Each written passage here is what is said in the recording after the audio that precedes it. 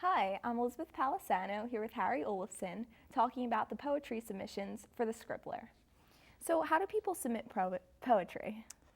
Students and faculty can submit poetry by emailing norristown@yahoo.com, and all poetry and stories are allowed to be submitted. And when is the deadline for these submissions? This year, the deadline is April 1st. Okay, and what kinds of poetry are you looking for? We accept all kinds of poetry from free verse to rhyming, anything you can think of. Can a student or faculty member submit more than one? Yes, you are allowed to submit as many as you would like. And when are these chosen? They are chosen during the year as they are submitted, and the final submission date will be in May.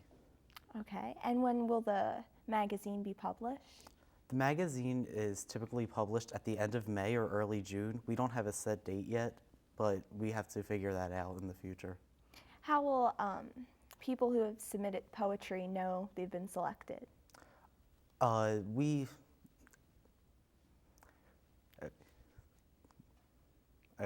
We send out letters to homerooms in mid-May, and it lets you know whether you've been accepted or denied. Okay, and if you submit more than one, can both be chosen? Yes.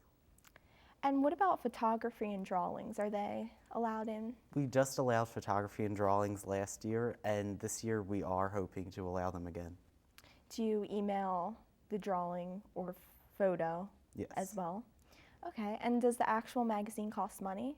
It does. It depends on the color issue or a black and white issue. We're hoping to have an all-color issue this year, so we're looking about $5 to $7 per issue. How many poems do you pick? It depends on the year. We started out small, and now that we're growing, we're accepting more. So generally around 30. Does the whole club choose the poems together? Or? The poems go through a blind submission process, so that means that their names are taken off. So the students don't know who was submitting it, so we judge it based on the quality of the work. And then from there, we decide as a group which poems make the cut and which ones we wait till next year.